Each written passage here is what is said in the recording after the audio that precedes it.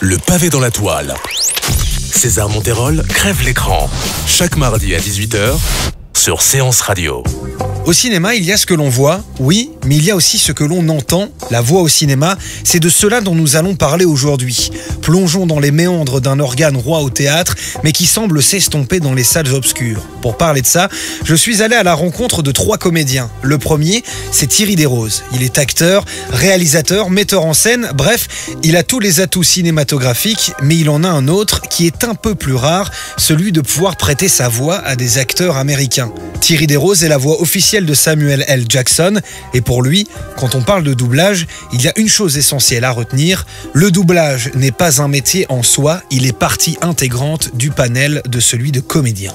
Doubler, c'est essayer de se rapprocher le plus possible de ce que l'on voit à l'écran. Donc ce que l'on voit à l'écran, c'est un acteur qui propose un personnage et qui nous raconte une histoire, un personnage dans un contexte, et on essaye de se rapprocher de ce jeu-là.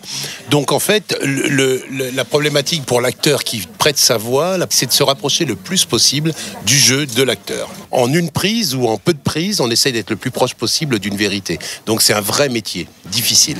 Toute la vérité est dans le regard.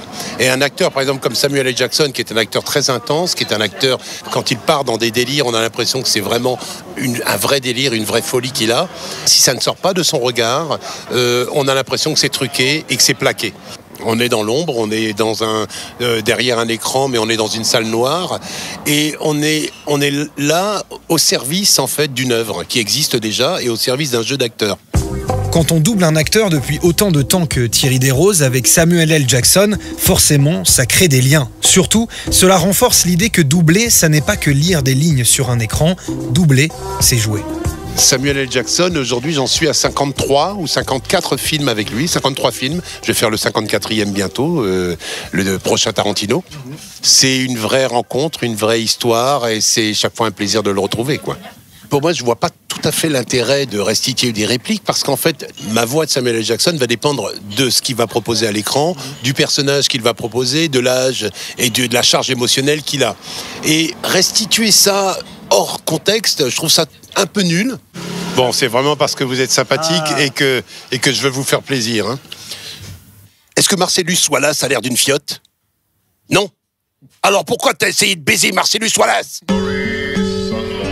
Et oui, comme vous l'aurez compris, je n'ai pas pu résister à l'idée de demander une réplique du Samuel L. Jackson de Pulp Fiction. Le doublage, c'est sans doute le meilleur moyen d'expression de la voix au cinéma, mais il y en a une autre qui marche tout aussi bien, c'est la voix off.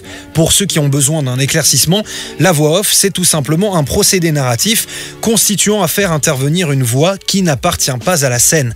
Parmi les spécialistes de cette pratique, on retrouve Ludovic Pinette. Lui aussi est comédien dans sa forme la plus classique, et il défend également une chose très importante, faire de la voix off, c'est faire son travail de comédien, tout simplement. La voix n'est pas un métier en soi, elle traduit ce qu'on voit ou en tout cas elle traduit les émotions qu'on veut faire passer et la situation qui se joue.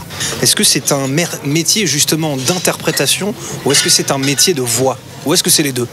Non, pour moi c'est purement l'interprétation. Ce qui fait la richesse d'une voix, entre guillemets, c'est tout l'imaginaire qu'il y a derrière, qu'il y a avec.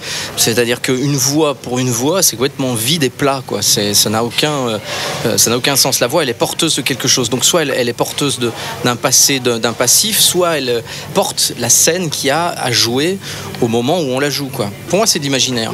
Comment vous expliquez que tous les comédiens ne sachent pas faire de voix off? Parce qu'il y a des voix, alors je dirais exactement comme il y a des visages qui sont photogéniques, il y a des voix qui sont radiophoniques, il y a des voix qui passent bien, il y a des voix qui passent moins bien. La voix révèle énormément la personnalité. Et l'état aussi de l'état émotionnel de la personne. Et c'est quoi la différence entre être une voix off au cinéma et être une voix off à la télévision pour la publicité par exemple? Je dirais que dans la pub, on a une bonne notion du timing puisqu'on connaît les timings de pub, on va vite, mais c'est le même métier, c'est la même chose. Enfin, c'est la même forme de sensibilité en tout cas. Je voulais vous demander une petite réplique là. Je sais que vous faites par exemple prêter votre voix à la publicité Oasis. Ça vous dit quelque chose? Ah ouais. Oasis, Be Free. Ouais, c'est des trucs rigolos ça.